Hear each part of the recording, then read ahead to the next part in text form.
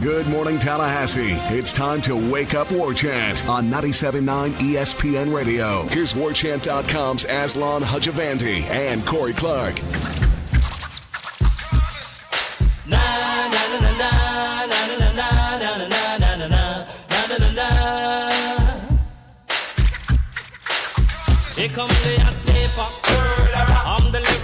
What's up, everybody? You've heard the names already. You know what's going on. It's Wake Up War Chant on this Tuesday. Thanks so much for being here. The show brought to you by For the Table Hospitality in those three awesome locations over in the College Town District, Madison Social, Central, and Township. Go ahead and check them on out. You shan't be disappointed. I can almost assure you of that. Joining us, as always, Corey Clark.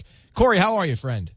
Good, buddy. How are you, man? Doing well, man. Big night yesterday for the Noles, so we have to go to the hotline, if you will. We're going to have none other than Michael Langston joining us right now here on the program. Michael, Florida State needed a quarterback desperately for the recruiting, and they went ahead and got one in Sam Howell. How would you size that kid up right off the hoof?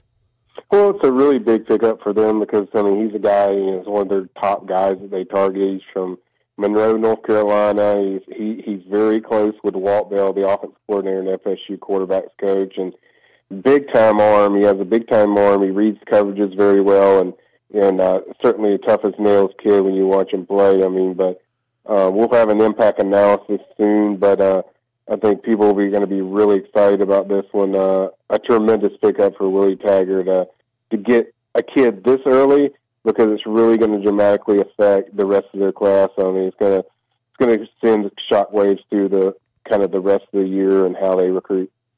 Obviously, Willie made a huge impact in recruiting with less than 60 days to kind of figure things out on signing day, but he did not get a quarterback. This guy, I guess, you said this can hit reverberations throughout the upcoming class. I guess just how important was it to get a quarterback on board and a quarterback of this caliber at this juncture? Well, it's massive to get any quarterback, but when you get a quarterback that's a Rivals 250, he's right on the edge of being a Rivals 100 kid, and you get a top elite quarterback like this early. That's the important factor too. Is it's early when they got him, so it's going to attract a lot of kids that are going to want to play in this on the same team with this guy, and then also visit FSU. So I think it's dramatically important to get a guy this early, and it ignites your class, and it just creates a lot of buzz with what Willie Taggart's doing over there at FSU. Sam Howell, Michael. Go ahead, Corey. Sorry, Aslan. I didn't interrupt. You're good. But I know Jimbo never had issue recruiting quarterbacks at once. He brought in multiple quarterbacks in multiple classes. Will this be the only quarterback Willie's going after? Is there still somebody on the radar? Might he bring in two this class? I think it's not a guarantee, Corey, but I think it's likely. I would say very likely that they bring in two quarterbacks for this class. Obviously, the kid from Connecticut, his first name's Tayson. I'm not even going to try to pronounce his last name. I can't even pronounce it. It starts with a P. Anyway, we'll call him TP. Yeah. But anyway, Tayson and Jaden Daniels over there in California, I think those are their two main targets. They have another one in David Baldwin, who's over there at IMG. He's kind of a dual threat type of quarterback. But I think what you want to see, I mean, my personal opinion, I think the best fit, to go along with Sam would probably be Jaden, because Jaden's kind of a different quarterback than Sam. He's kind of a Lamar Jackson type quarterback. Very elusive, very very dynamic, can do a lot of different things. But I do think they're going to take two, and I think they'll get two. And I think when kids watch this offense, and we've heard in the kind of reports you and I would give that the offense is taking a little time, but once they kind of hit their niche and start clicking, kids are going to want to play in this offense. Mike, Sam Howell checks in at 6'1", 205 pounds, good build on him. Looking at his tape, is there anybody that he reminds you of, or his style sort of emulates, off first look? Yeah, nobody I remember at FSU. I've heard some people mention Tim Tebow, when he's coming into college, and because that's pretty normal because he's a pretty well built kid. He's around 6'2" now. He's over 6'1", 6'2", probably around 215 pounds now. But that's kind of the guy, I think people kind of lock in with. I don't know. I don't think there's a specific guy that he reminds me of because FSU hasn't had too many guys they're kind of like his skill set. So I'd have to study him a little bit more, but there's nobody that just jumps out at me, that Sam compares to. He obviously had the relationship with kind of Walt Bell from the jump. Hard to imagine a kid would come down here. He obviously felt comfortable on his visit with Willie Taggart and how things are going, but I imagine, we're still trying to get a feel for how the whole Taggart-Bell dynamic is going to work because Willie said he's going to be ultimately the guy calling the plays. But, I would assume that, this kind of gives us a glimpse that Walt's going to have a huge hand in what happens offensively if a guy like Sam sort of jumped at the opportunity to join him down in Tallahassee. Yeah, because, we know Taggart's the head coach, but, Taggart still had to give the okay to, this is the guy we want and we want a commitment. And it was obvious that Taggart likes this guy. And then with Walt, I think Taggart's going to be calling the plays, but at the same time, I think Walt's going to have a big part as far as what they call and, how they call it. They're still going to run Taggart's offense, but I agree with you, Aslan, that I think, he's going to have a significant role in the type of stuff that FSU runs. Michael, I know that it says that he's a pocket passer, a pro-style quarterback, but I also know that he ran for close to 1,000 yards or over 1,000 yards last year. Can he move? Mm-hmm. How mobile is he? And can that be any part of his game in college? Well, he's not Lamar Jackson or anything, but he runs pretty well. He had over 1,300 yards rushing. And is he faster than Chris Winkie? Yeah, a little bit. Okay, good. There you go. Hey, so we know the spectrum. There's Lamar Jackson and Winkie. He's somewhere in the middle. I would say comparable kind of to Christian Ponder, how he ran. How Christian Ponder ran when he was at FSU, kind of like that. Not probably as fast, but kind of he's very elusive. He can get away from people. He knows how to continue to keep the play alive, and probably gets you like 10, 15, 20 yards, but he's not going to go out there and run for a 60-yard run or anything, but he's going to get you extra yards to get a first down. He's certainly, elusive enough to get extra yards, but I think most of what he does is, certainly going to be pass first, but he's very athletic. He can get out there and he can move really pretty well. Have we heard anything from Sam, Michael, in terms of, what ultimately made him pull the trigger? We talked about the relationship he has with Walt Bell, but, Willie Taggart's going to be his head coach. Do we know some of the things that maybe stood out in his mind when he visited Tallahassee or some of the things he might have heard from the entire coaching staff when he visited? Well, Adam Freeman from Rivals had talked to him today or yesterday, and we put up, kind of the story with that, and he said, basically, I really felt it there, and I think it goes back to what he told us, what Sam told us after his visit last week was he was really blown away how all the players had already taken into the stuff that Willie, the culture and the vibe and the different things that they're doing there at FSU, and that really blew Sam away when we were talking. I think he was really just taken back when he saw that. He was like, man, this is like a totally different atmosphere than anywhere I've seen. And then also they probably went over the offense and how he's going to be used. And I think that completely sold him on everything. And he already knew what kind of bond he had with Walt. So I think when you add those two things together along with Walt, I think it was kind of a no-brainer with Sam that, hey, this is a place that I want to be. And I think it was also telling that his mom and dad were on that trip to FSU. I think it was pretty telling of how serious he was, about FSU. So I think all those factors certainly played into it. And I think the main thing is he was really connected with Taggart on that visit, and just seeing how the players reacted to the coaches, including Willie Taggart, really solidified his feelings about FSU. Michael, who else offered him?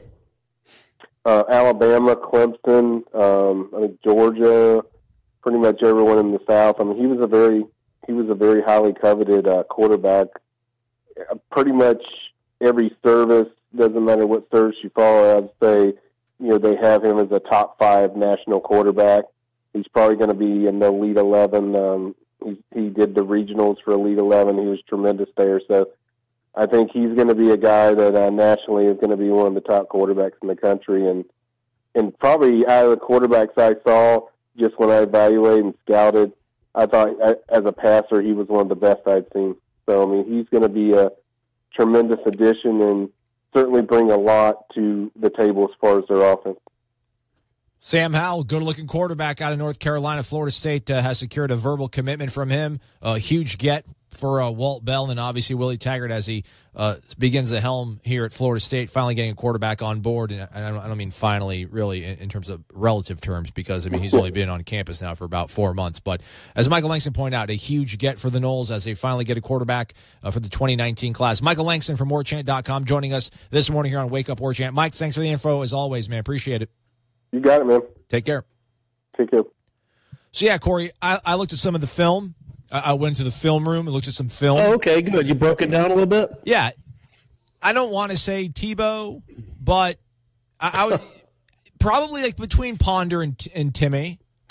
As far as what? His athleticism? Yes. His passing ability? His passing ability, I say, is more on par with Ponder. I mean, it's kind of Frankenstein with that. I think he throws the ball better than Tebow, runs the ball better than Ponder. So he's like a nice, happy medium, or maybe the best of both worlds, I guess you can say. But obviously, we never know what kind of talent they're going up against. But made contested throws, made good reads, it seems like, in terms of the whole read option stuff. He was hitting guys on seam routes, which we've been seeing, Willie running a whole bunch during the spring sort of, spring season thus far. But he's like, there's tape of him running over guys. There's tape of him running past some guys. Not a burner, but he's a guy that if you're going to be holding your breath all fall when James Blackman runs the ball because you're afraid he's going to get broken in half, this kid is going to make you stand up out of your seat because he'll probably be able to deliver some punishment too. So it was fun to watch on tape, so I imagine it'll be pretty darn good when he gets to Florida State. Well, man, hey, buddy, I'm sure Florida State fans are excited to think about a right-handed Tebow. Yeah. And the thing is, what's weird about Tebow is I hear these comparisons, man. There haven't been many born like him. Like, he wasn't a great passer, obviously, but he amassed whatever he amassed. I mean, he was just a ridiculous college football player because he took all that punishment, and he could take all that punishment. And that's just what I wonder. I mean, there aren't many built like him that maybe this guy's faster or can lower his shoulder too, but can he do it 200 times in a season? Because that's what made Tebow unique, obviously, is Urban Meyer didn't bother him to give Tebow the ball 25 times a game. I doubt this kid is that. But, hey, maybe he is. And if he is, then they'll build a statue of him outside Doak Campbell Stadium. I feel like if Urban Meyer would have had Toby Gerhart from Stanford, he probably would have had him be like a Tebow. I mean, Tim was like a running back who could throw the ball more so than a quarterback who could run the ball. Yes. This guy seems much more polished. He's definitely a thrower of the football. He will run it, as you pointed out and asked Michael. I mean, this guy's got, I think he had 5,000 total yards, something like 3,400 through the air, 1,600 on the ground. But wow, really? He ran for 1,600 yards? Yeah. In his junior season. Yeah. So, and ultimately, I don't think Willie's going to ever put that kind of onus on his quarterback. I mean, we saw Quentin Flowers, but I think that was out of necessity because Quentin Flowers was not a very polished passer. So, with the running backs that he already has here in the fold and who will be adding, I imagine this guy will just be a sort of complementary piece. But excited to think. I mean, this is a big get. Again, as Michael said, he's the number 5 quarterback in the entire nation, 134th ranked prospect according to Rivals.com in the entire nation as well. So things starting off really well for the 2019 signing class for Florida State. Again, a verbal commitment, nothing's binding, but when you go on Twitter, man, it used to be Facebook official when you used to be dating a girl. Now it's like Twitter official, Corey. When you go on Twitter, man, there's like no turning back. I will believe it until he gets a tattoo of the old logo. Oh, man, that'd be awesome. That's one way to ingratiate yourself to this fantastic fan base. Sure. All right, let's step aside for a commercial break. When we come back, another quarterback was visiting campus, not one that you can get his signature on for a letter of intent because his eligibility is over with, but, man, it was a good time while it lasted. We'll talk about that next. It's Wake Up WarChant right here on ESPN 97.9 Tallahassee. The excitement of the Willie Taggart era at Florida State is in full force. That's why now's the perfect time to sign up at warchant.com. Warchant.com will have wall-to-wall coverage of spring football practice, including the latest on position battles, coach and player interviews, video features, and in-depth analysis. Warchant.com's three-team writers Gene Williams, Ira Schofel, and Corey Clark have 50 years of experience covering the Seminoles. And Warchant.com is the only FSU media outlet with a dedicated, full-time recruiting analyst in Tallahassee with the latest on the 2019 class. For your 30-day free trial subscription, head to warchant.com and use promo code WARCHANT30.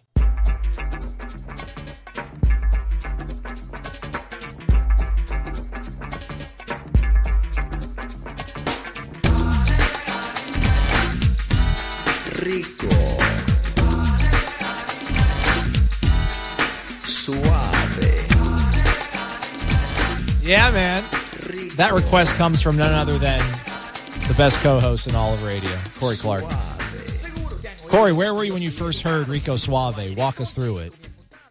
Ooh, boy, that's a tough one. I was at Meadow Creek High School. I might have been a sophomore, and I just said, okay, we got the new Elvis Presley. This guy's about to take over the world. And it turned out that was the only hit he had. Swag on top of swag. Yeah, apparently he wasn't all that talented. No. I think Rico Suave means delicious and smooth or rich and smooth. I think that's what that sounds right. With my rudimentary Espanol. I wonder, Gerardo, that's Gerardo's song, and I wonder, I mean, can you get rich off just one song? Like, do you think he still gets checks? Like, yeah. For like tens of thousands of dollars for that song? No, not that much. But maybe for like $100 a month. Yeah, he's got some walking around money coming to his mailbox every month. They couldn't book him. They couldn't book him on for Saturday night. I could listen to Rico Suave probably like 10 times back to back, and that's all you really need to do on a set when you have like three other acts. That's all you need. Fill 40 minutes. I mean, it's like the Vanilla Ice song. It's just not you can't dance to it as well as it doesn't have the same beat. Yeah. I remember watching on the Jukebox Network. Do you remember the Jukebox Network, Corey? Did you have the Jukebox Network on your cable? I do. Yes. Yeah, I sure did. Yeah. That's how I remember seeing it. I'm just like, what's this? And it's all these tasty little Latinas. Rico Suave. Anyhow, moving along. This program brought to you by For the Table Hospitality. There are three awesome locations over in the Collegetown District. Maybe we'll see you out there this weekend, folks. Maybe we'll see you at Central. Maybe we'll see you at Madison Social. Maybe we will see you at Township. You never know. Maybe we'll see you at the Champions Club for that little sort of pregame rendezvous.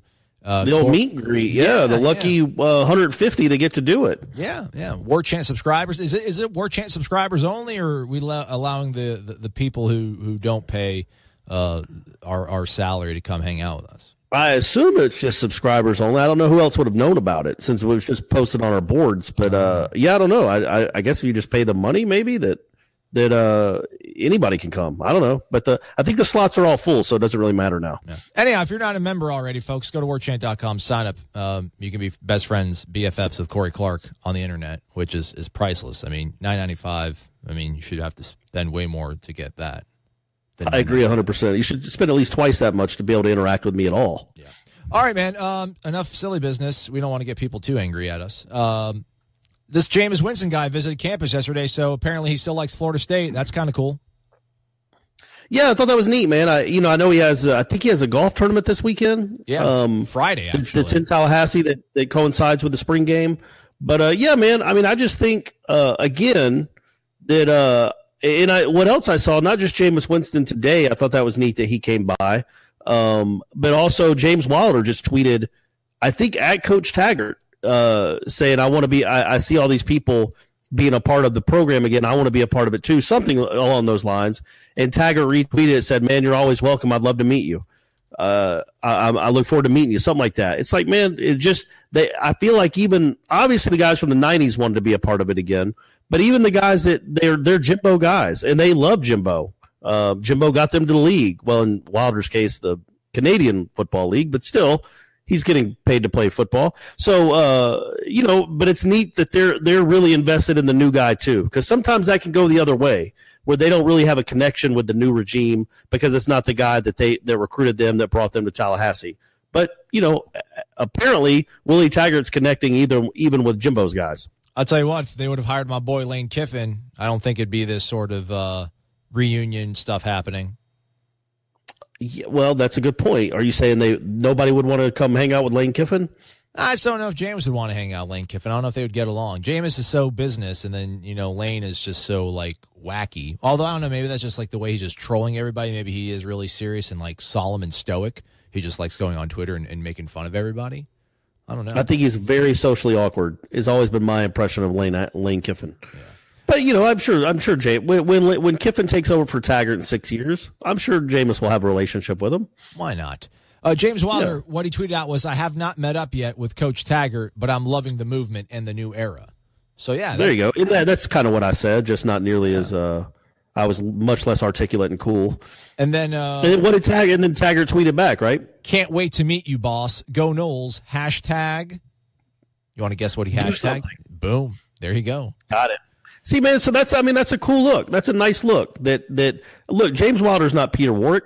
James Wilder's not even Devontae Freeman, or he's one of the few players on that 13 team that didn't make it in the NFL. But Taggart still, is not reaching out to him, but responding to him and trying to make that connection. It's not Peter Warrick or Chris Winkie or any of these superstars. It's just a guy that was essentially a backup running back. And he's still reaching out to him and responding to him on Twitter. That's just a good look, man. It seems like for right now, everybody wants to be a part of it, which is cool. You should be part of it, man. We miss you down here. It was good at practice yesterday. It was good. It was good vibe. Oklahoma drills. People getting knocked off you got to see him again. Who looked good? Let's hear it. Landon Dickerson looked good. Dude, Landon Dickerson, I need to probably pump the brakes. I'm fanboying out on Landon Dickerson. I put this on the Tribal Council, which is warchant.com. You folks should get on there. You can read these things before I say them on the radio. But, outside Nasir Upshur, I would probably say Landon Dickerson is the one guy who has wowed me the most probably. Guards are actually first-round picks in the NFL these days, which is bizarre. Don't know what his draft stock is, but if he can get healthy, I'd be hard pressed to think there's going to be 3 guards that are going to be better than him. If he can stay healthy, just the way he looks, just seeing him interact with Greg Fry. Greg Fry has this smirk on his face when he'll ask Landon Dickerson, what were you doing on that play? And they kind of, troubleshoot and self-correct things. And then when Landon answers a question, Fry almost consents, all right, he gets it, and he has this sort of wry smile on his face where, man, it's going to be fun, having this guy block for me. I think it'll be a fun exercise. I said this on the Tribal Council. I think it'll be a fun exercise for people during the fall, provided he's healthy. Just stare at 69 sometimes instead of following the ball. Look at 69 on offense and see what he does on a play. I have a feeling you'll probably see good chunks of yards being gained following him. Yeah, and he hasn't played a ton here because of injuries, but when he has played, he's shown a nasty streak too, which is really important to me for an offensive lineman. It's not pivotal. Rodney Hudson was a really nice, soft-spoken kid off the field. He's one of the best linemen, probably maybe the best lineman that Jimbo brought in during his time here. But, man, he's nasty and he's physical, and he doesn't mind pancaking you and then telling you about it. And I just think that's a really cool I think that's a nice trait for an offensive lineman to have. Adonis Thomas. But we'll see. He's got to stay healthy, right? Yes, he does have to stay healthy. Adonis Thomas, junior college linebacker transfer, which is just the most ominous combination of words when it comes to Florida State. I mean, I can't remember the last time a junior college linebacker came into Tallahassee and left the lasting mark, but finally saw him get a win during Oklahoma's. Nate Hardage, remember him? Jeez, Nate. Stories about Nate Hardage, man. That'd be part of the uncut overtime maybe of this week. Good. Mike Arnold. Mike Arnold got a big win over somebody, but I'm not going to say who because then people get all upset and, it's practice. But Adonis Thomas looked good? Adonis Thomas, he won his battle. It was good to see him win one because you're well, shoot, man, this guy's he's on scholarship. Let's get some production out of him because that's a position that there's not a whole lot of proven sort of, talent at. There's a lot of, I guess, potential, but there's no proven what's the word I'm looking for here? They haven't produced anything. They haven't, I'm saying linebackers. Yeah, there's zero. None of them have done anything in college. Yeah, Mike Arnold had a good win. Mike Arnold looked really good. Who else on defense had a good one? Nasir Upshur offensively again. He held his own, pushed somebody back. So, it was good, even balanced sort of thing. I mean, nobody got humiliated the way that Jarquez Patrick did day one, like stepping over people like AI over Ty Lue back in the day. But yeah, it was good, man. We got to see 7 full practices. I'll tell you what, I don't know. When you've been watching practice, like what position would you least want to play, Corey, if you were a scholarship athlete at Florida State University's football program? Oh boy, I would guess defensive line. Yes, correct. Yeah, maybe D tackle. Correct. Because at least defensive ends can sometimes move around a little and try to run around you. But defensive tackles, man, it's just a car wreck on every play. It's just physical, gross, being manhandled or trying to manhandle someone else, scratching, clawing, pushing, pulling against a 330-pound dude that's mean and big. That would be the worst. The ripping and the tearing and the ripping. Yeah. Listen, I love Odell. Odell's the dude. Watching him put those guys through the paces, my knees hurt. He'll make him go under that sort of net or whatever that thing is. I don't even know how to describe it. It's like a tent almost. I'm doing a terrible job of describing it, but basically it's to get these guys. But to me, it looks like a trampoline. Okay, yes. Like a trampoline, yes. And they have to run under it. Yes, perfect, Corey. Thank you, man. This is why I'm nothing without you. Well, yes. Finally, you said it. Yeah, so it's like a trampoline that they have to go under and do footwork, agility stuff. And the whole time he's just yelling at them lower, make your job easier, bend your knees. And they're going fast. I mean, they're going over dummies with, just kind of doing choppy steps over it. And after 15 seconds, you can just see the kids just they're done. I mean, their legs have given out because they're crouched down, chopping, running back and forth laterally. And you have to keep going. And Odell's just relentless in telling them, keep going, doing this and this. My legs get sore just watching those guys go through what they have to go through. But, with Odell being out there, it's you're in good hands. So I guess it's easy to take the coaching when you got a guy like that barking it out at you. I would say maybe I've changed my mind, though. I think at least defensive players get glory. They could recover a fumble or cause a strip sack or make some tackles. Man, offensive linemen, imagine being like a backup guard. So you have to go to practice every day. You never get to touch the ball. You might not ever get to play, but you still have to go through all that physicality with guys that are your size on the other side. I feel like that would be the worst, actually. And when you're not going up against a defense, you're usually holding a pad and you're the tackling dummy as Greg Fry's trying to illustrate how to pull and how to attack the second line of defense. So, you're getting thudded nonstop. It's a pretty brutal existence. Special teams was actually they kicked the ball, Corey, more than just an extra point. I was kind of getting ISO shots of other players, so I wasn't able to fully get invested. But I did see that Ricky missed 2 field goals while we were there. He hit his last one, I think, left hash from 42. I think they were snapping it from the 25. So you add 17 yards, right? Because it's 7 on the snap and then 10 from the end zone, if my remedial math does not fail me. Correct. Yeah, I think now most people add 18. 18? I think they set up 8 yards back. Oh, okay. All right. Logan Tyler, I think he might have missed one, but I think Logan made more of his kicks than Ricky did. I'll tell you this, man.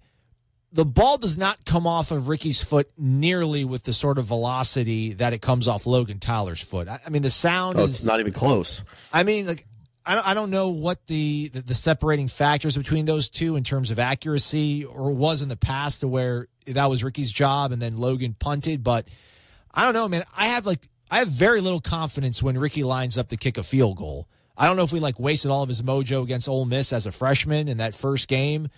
But that North Carolina game still stings from 2016. But no, when Logan Tyler kicks the football, man, it's so smooth and the ball just jumps off of his foot. I don't know how much of a competition that is. We were able to talk to those guys last week, but Logan Tyler seemed to defer to the fact that Ricky's the guy and he'll do the best that he can to push him. But I don't know, man. I feel better with him kicking the football, but that's just me. They ain't gonna be kicking no field goals, man. Right? It's all gonna be extra points. Touche. That's all it's going to be, buddy. I will say, I think I think that Logan Tyler does have a chance to win that job, but I also think that, I don't know, man. How many kickers are also punters? I mean, that is a lot of wear, and he kicks off. So that is a lot of wear and tear on a leg. Do you want one guy doing all three? Stop it. Because I will say this, the reason I brought that up was I've said this before. Logan Tyler, when he was a freshman, had the strongest leg I've ever seen. And I saw every kick that Janikowski had. The ball jumps off his foot like no other person I've ever seen. Maybe Dustin Hopkins and Janikowski, they're in the conversation. But I promise you, I saw every kickoff that Janikowski had. He was kicking off from the 35. This kid's kicking off from the 30. They're still landing in the middle of the back of the end zone. He has an incredible leg. But last year at the end of the season, man, his kickoffs were coming up at about the 2. Yeah. So I don't know it looked to me like he got a tired leg a little bit. So that's where I'd wonder if he's susceptible to that or if there was an injury. But that's where I would I don't know if they're going to want him to do all three. Multi-tool guys, man, their versatility is priceless. We're seeing it right now play out in the professional ranks. How does that factor into Florida State, you ask? It's my job to figure a way to meld both of those together. I'll try to, alongside Corey as well. It's Wake Up War Chant. I'll be right back after this here on ESPN 979 Tallahassee. You're locked in to Wake Up War Chant on 97.9 ESPN Radio.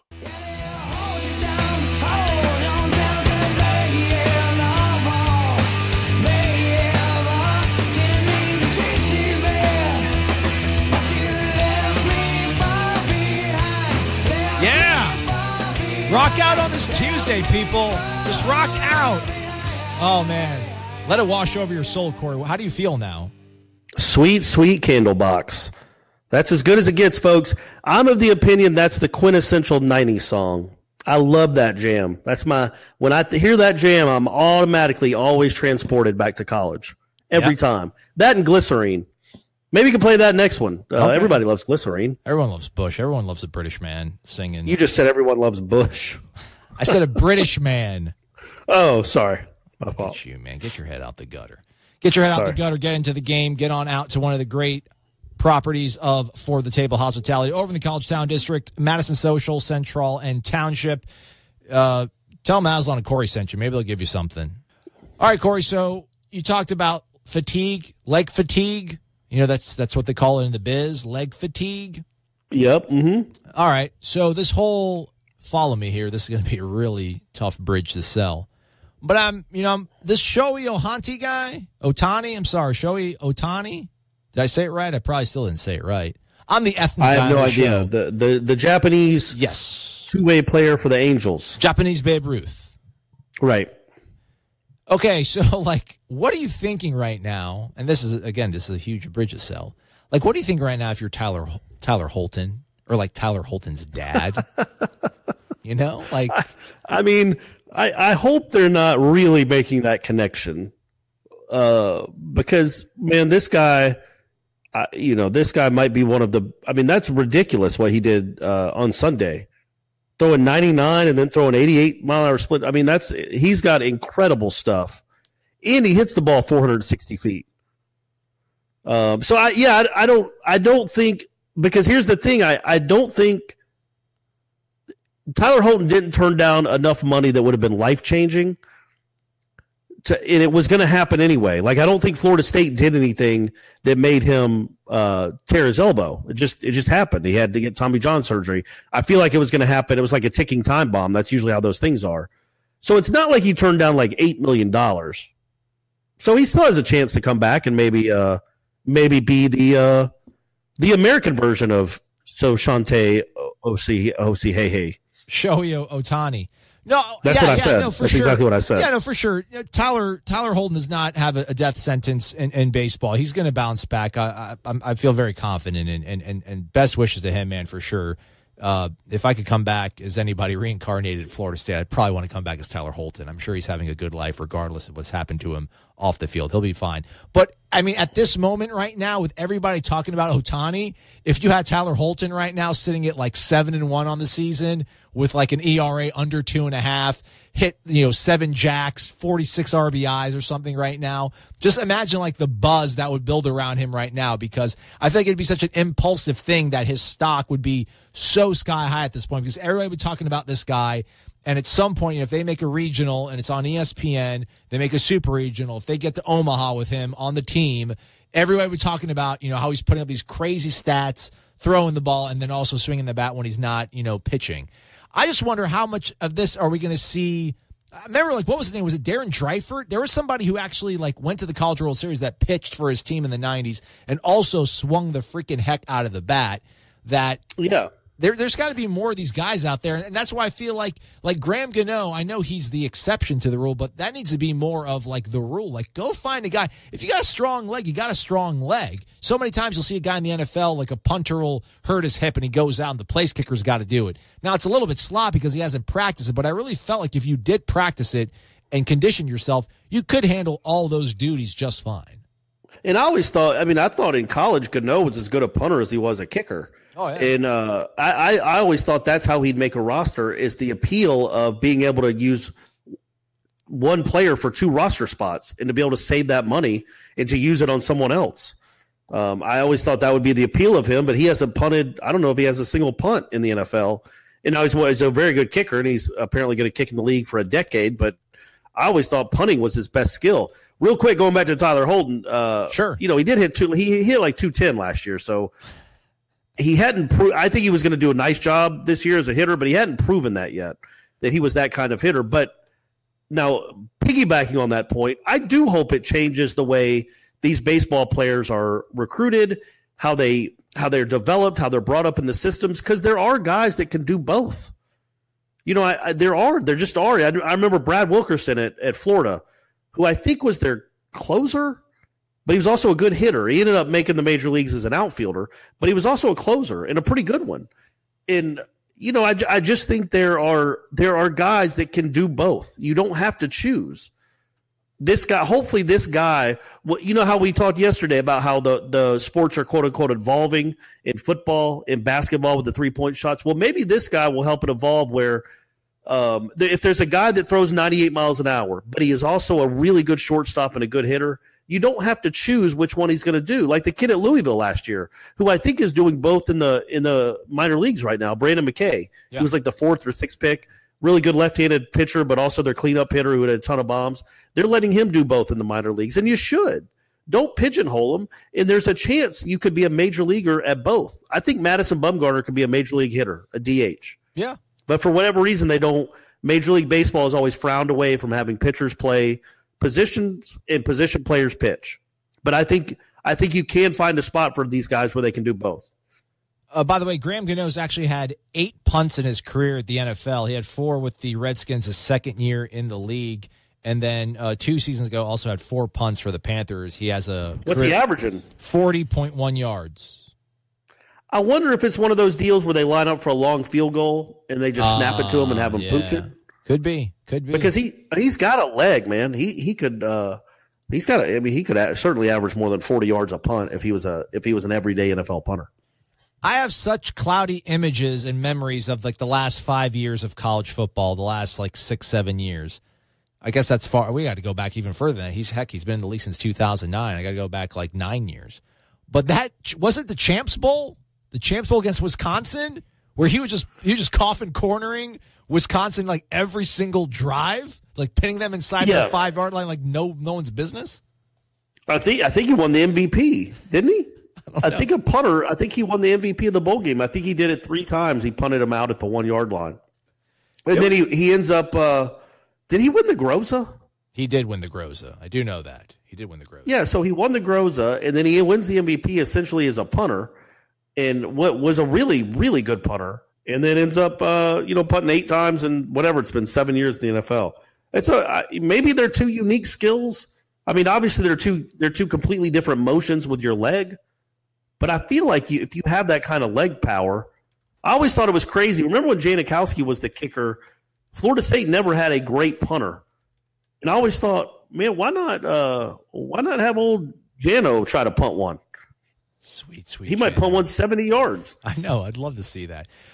Yes, Gano, he did win the Groza, thankfully, because I just said that out loud like I knew what I was talking about. And he is he's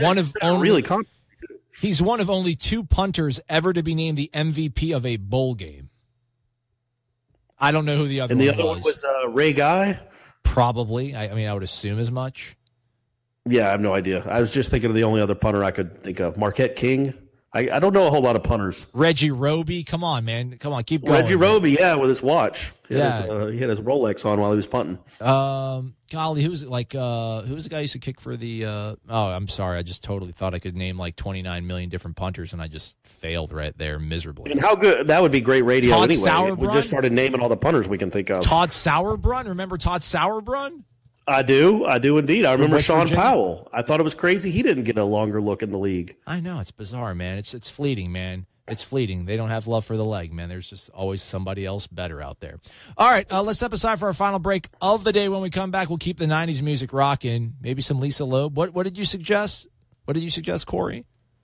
Glycerine. But we could do Lisa Loeb, too. It's up to you. It's all about you're calling the shots. I'm the DJ on this one. All right, we'll be right back after this, folks. It's Wake Up War Chant. You're locked in to Wake Up War Chant on 97.9 ESPN Radio.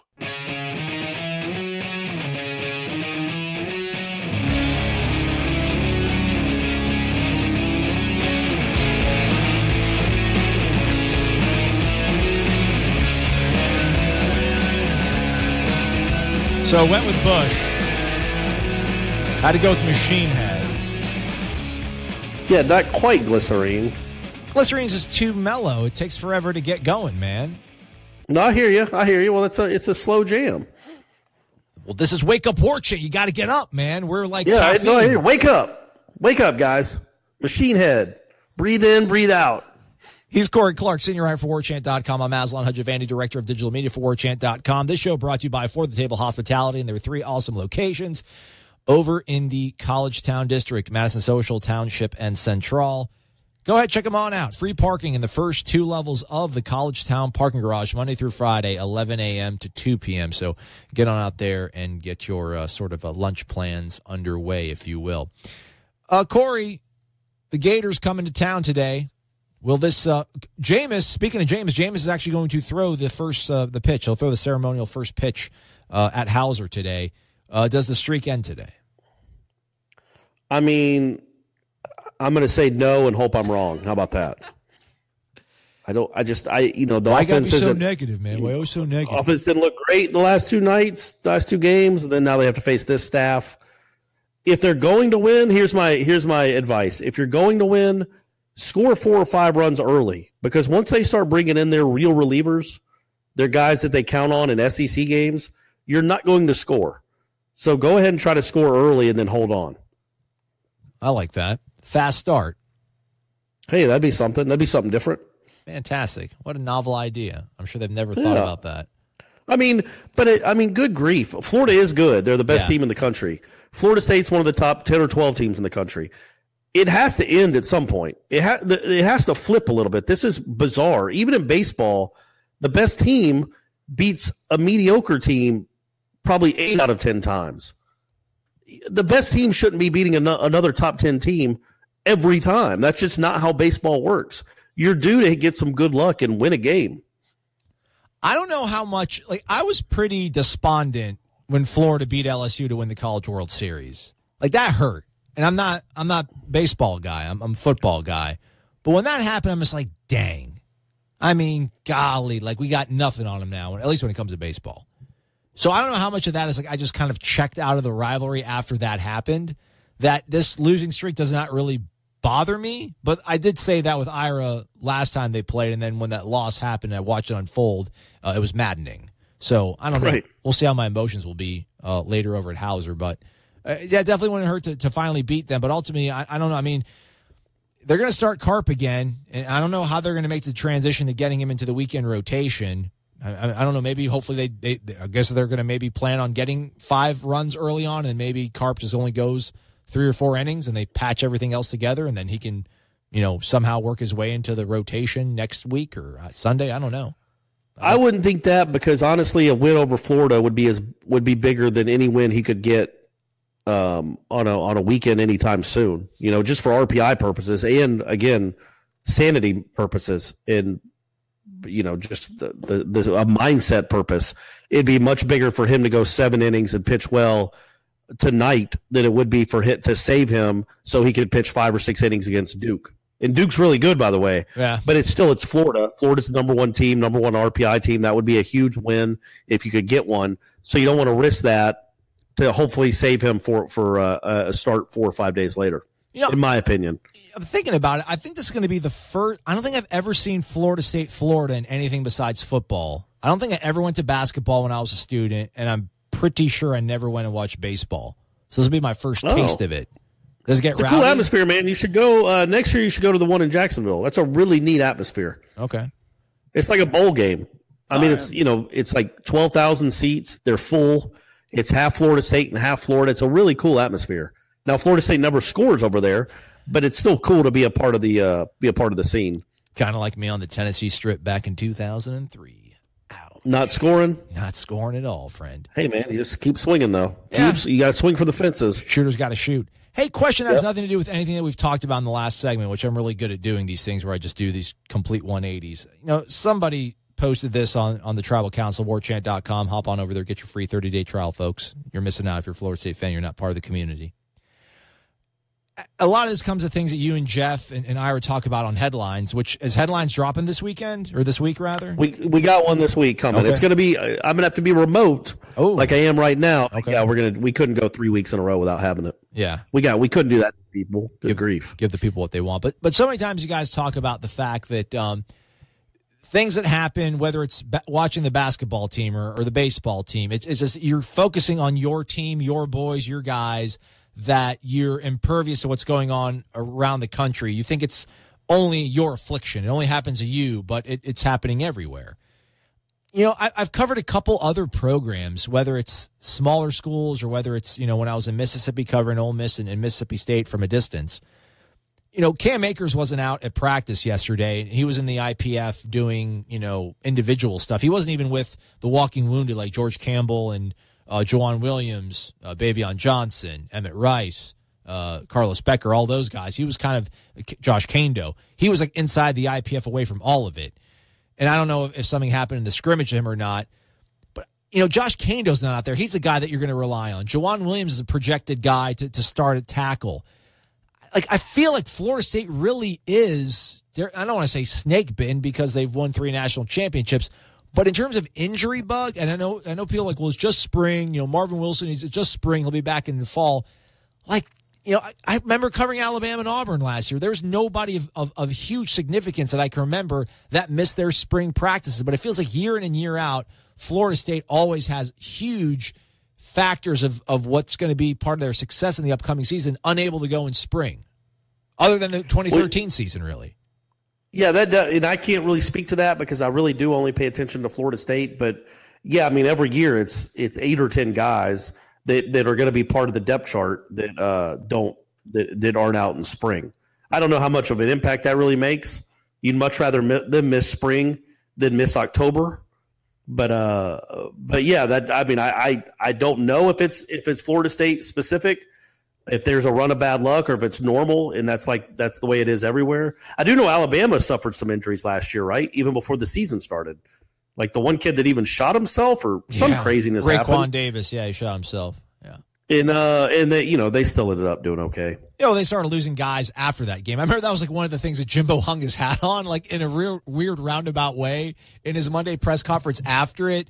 He talked about DeAndre was out for the season, but he literally said something along the lines of, it was a really physical game. We lost DeAndre, but they lost 2 guys. Like almost like, right. They took one of our guys out, but we took 2 of them out. It was like, the Chicago Jimbo. way. Yeah. They bring a knife, you bring a gun. Exactly. Like, good job, Jimbo. You scored that touchdown on the second, third drive of the game, and then everything just went totally sideways. But they did get screwed on something, didn't they? Not that we need to relive the FSU Alabama game, but I feel like there was like a pass interference that wasn't called right before half. Yes, on Izzo. On Izzo. Like the 7-yard line or something. Yeah, on Izzo. Izzo got loose, and they grabbed his jersey, if I'm not mistaken. I was in the corner of the end zone. I remember I'm like, throw the flag!